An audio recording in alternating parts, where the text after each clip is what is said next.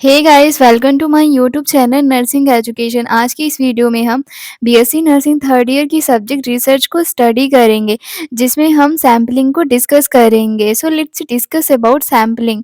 First of all, definition of sampling. Sampling is a process of selecting a representative population from given population. Thus, a carefully carried out sampling process helps to draw a sample that represent the characteristics of the population from which the sample drawn है। Sampling एक ऐसी process होती है जिसमें दिए गए population में से रिप्रेजेंटेटिव पॉपुलेशन को सेलेक्ट किया जाता है। और जो पॉपुलेशन सेलेक्ट की जाती है, जो सैंपल सेलेक्ट किया जाता है, वो सारे पॉपुलेशन की कैरेक्टरिस्टिक्स को रिप्रेजेंट करता है। This is the definition of sampling. Sampling दिए गए पॉपुलेशन में से रिप्रेजेंटेटिव पॉपुलेशन के सिलेक्शन की प्रोसेस को सैम्पलिंग कहते हैं। Now we discuss types of a sampling technique. Sampling technique two types की होती हैं। First, probability sampling technique and the second one is a non probability sampling technique. Probability sampling technique के types हैं। First, simple random sampling technique, second stratified sampling technique, third systematic sampling technique, fourth one is a cluster sampling technique and the last one is a sequential sampling techniques. ये probability sampling techniques के types हैं। Non probability sampling technique. Non probability sampling techniques के types हैं। First type is a purposive sampling technique, second type is a convenient sampling technique, third type is a consecutive sampling technique, fourth type is a quarter sampling technique and the last one is a snowball sampling technique. अब हम इन सारी techniques को one by one करके detail में discuss करेंगे। Let's discuss about probability sampling technique. It involves a random selection of elements of the population in which every subject in a population has an equal chance to be selected as a study sample. It is used to enhance representativeness of the selected sample for a study. In a probability sampling technique, the chances of a systematic bias is relatively less because subjects are randomly selected. Probability sampling technique में population के हर elements को, हर subjects को equal chance दिया जाता है कि वो as a sample study में शामिल हो सके। और प्रोबेबिलिटी सैम्पलिंग टेक्निक यह सैम्पल की रिप्रेजेंटेटिवनेस को बढ़ा दिया जाता है। और प्रोबेबिलिटी सैम्पलिंग टेक्निक में क्योंकि सैम्पल्स को रैंडमली सेलेक्ट किया जाता है, इसलिए ये स्टडी में किसी भी तरह का बायस नहीं लाता है। This is the probability sampling technique. Probability sampling technique में पॉपुलेशन के जितने भी एलिमेंट्स रहते हैं, जितने भी सब्जेक्ट्स रहते हैं, सबको इक्वल चांस दिया जाता है कि वो स्टडी में शामिल हो सके। और ये प्रोबेबिलिटी सैम्पलिंग टेक्निक की वजह से स्टडी में किसी भी तरह का बायस नहीं होता, क्योंकि जो सैंपल्स होते हैं उनको रैंडमली सेलेक्ट किया जाता है। Now we discuss types of probability sampling technique. अब हम प्रोबेबिलिटी सैम्पलिंग टेक्निक्स के टाइप्स को डिस्कस करेंगे। First type is a simple random sampling. It is a pure and a basic probability sampling technique. In this, every member of population has an equal chance to of being selected as a sample or a subject. Simple random sampling ये pure और basic probability sampling technique है, जिसमें population के हर member को equal chance दिया जाता है कि वो एज अ सैम्पल स्टडी में शामिल हो सके।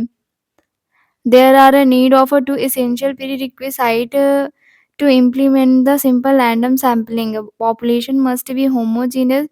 Researcher must have a list of members of elements of the accessible population. Simple random sampling करने के लिए टू प्रीरिक्विसाइट्स ज़रूरी होते हैं। फर्स्ट, पॉपुलेशन होमोजीनस होना चाहिए, मीन्स कि पॉपुलेशन की कैरेक्टरिस्टिक एक जैसी होनी चाहिए, सेम होनी चाहिए, अलग अलग नहीं होनी चाहिए। और रिसर्चर के पास सारे मेंबर्स की लिस्ट होनी चाहिए, तभी हम सिंपल रैंडम सैम्पलिंग कर सकते हैं। सिंपल रैंडम सैम्पलिंग, इसमें पॉपुलेशन के हर मेंबर को इक्वल चांस दिया जाता है कि वो एज अ सैम्पल स्टडी में शामिल हो सके। और सिंपल रैंडम सैम्पलिंग करने के लिए टू एसेंशियल प्रीरिक्विसाइट्स ज़रूरी होते हैं। फर्स्ट की पॉपुलेशन होमोजीनस होना चाहिए, सारे पॉपुलेशन की कैरेक्टरिस्टिक्स सेम होनी चाहिए। और रिसर्चर के पास सारे मेंबर्स की लिस्ट अवेलेबल होनी चाहिए, तभी हम सिंपल रैंडम सैम्पलिंग कर सकते हैं। Now we discuss second type, stratified random sampling.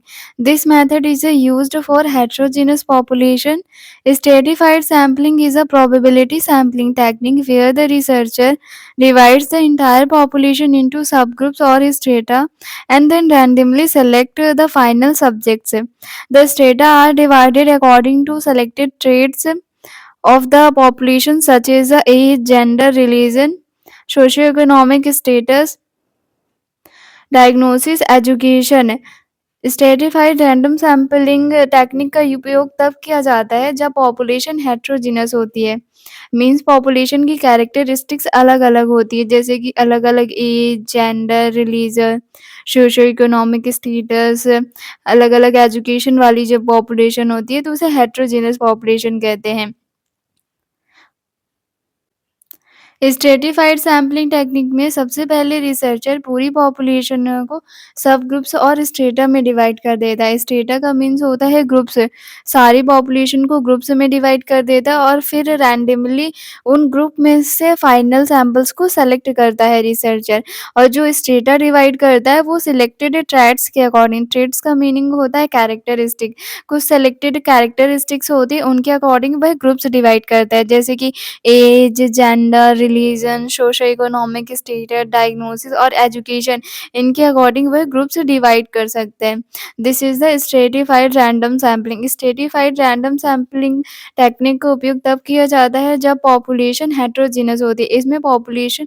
इसमें रिसर्चर सबसे पहले पूरी पॉपुलेशन को सब ग्रुप्स में डिवाइड कर देता है और फिर सब ग्रुप्स में डिवाइड करने के बाद रैंडमली उन ग्रुप में से फाइनल सैंपल्स को सेलेक्ट करता है रिसर्च के लिए।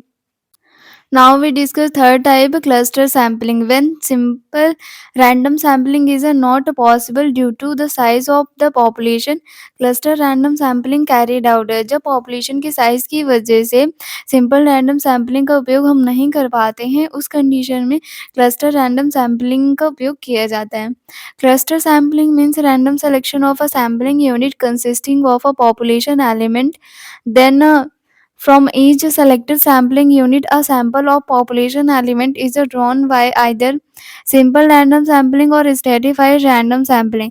क्लस्टर सैम्पलिंग में इसमें सबसे पहले रैंडमली सैम्पलिंग यूनिट को सेलेक्ट किया जाता है, फिर उन सैम्पलिंग यूनिट से फाइनल सैंपल को सेलेक्ट किया जाता है और जो फाइनल सैंपल को सेलेक्ट किया जाता है उसके सिलेक्शन के लिए सिंपल रैंडम सैम्पलिंग या फिर स्ट्रेटिफाइड रैंडम सैम्पलिंग का यूज़ किया जाता है। मीन्स कि सबसे पहले इसमें सैम्पलिंग यूनिट को सेलेक्ट किया जाता है, फिर उन सैम्पलिंग यूनिट से फाइनल सैंपल्स को सेलेक्ट करने के लिए सिंपल रैंडम सैम्पलिंग का यूज़ करते हैं हम, या फिर स्ट्रेटिफाइड रैंडम सैम्पलिंग के थ्रू सैंपल्स को सेलेक्ट कर सकते हैं। This method is used in cases where the population element are scattered over wide area and it is impossible to obtain a list of all the elements।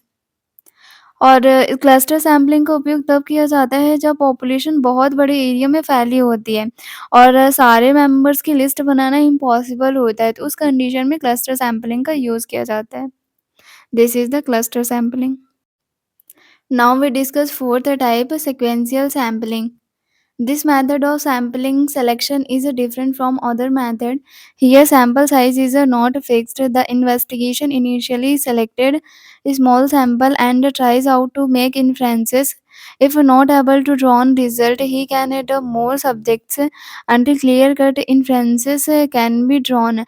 Sequential sampling ये other method जो रहती है sampling की उनसे अलग होती है, क्योंकि इसमें स्टार्टिंग में सैंपल का साइज़ फिक्स नहीं होता है।